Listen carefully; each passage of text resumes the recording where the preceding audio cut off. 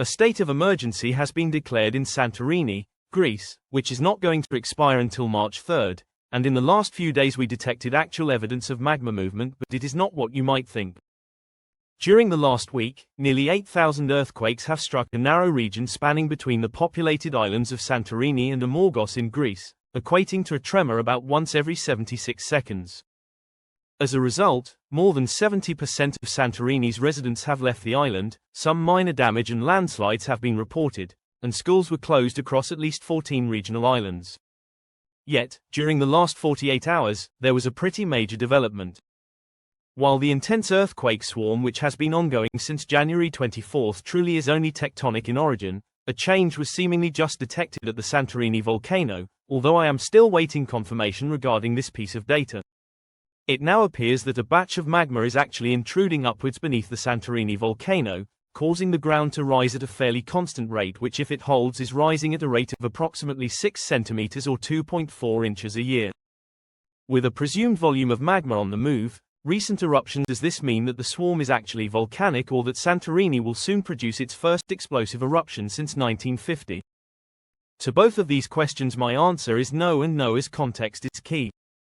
It is true that ground deformation was only detected at a portion of the Santorini volcano, uplift centered at these approximate coordinates during the last 48 hours. However, the key word is detected. Remember how in a previous video only 4 days ago I mentioned that I checked for signs of ground deformation and found none? Well, I was looking for signs of rapid ground deformation on the initial incorrect assumption that the swarm was overall magmatic in origin, looking only through short-term datasets.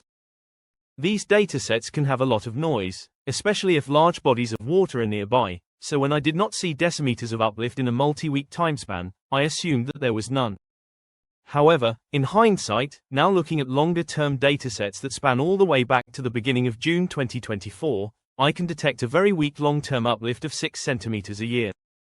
While this is not confirmed yet, an existing model has been recently provided by this scientific paper, and based on the earthquake since June of last year confined to within Santorini's caldera, it seems to fit the current intrusion as well. Santorini has two primary magma chambers, one at 15 to 9 kilometers depth which is larger in volume, and a shallower smaller one which is at 6.5 magma intrusion to 4 kilometers depth. What transfers magma from the deeper to the shallower magma chamber are a series of dikes which periodically form, and what do you know, since June of last year earthquakes indicating that another such dike was active were detected at 10 to 4.5 kilometers depth. Earthquakes within the caldera do not get any shallower, suggesting that magma is merely pooling slowly in the shallower magma chamber and is not, I repeat, not actively intruding upwards into the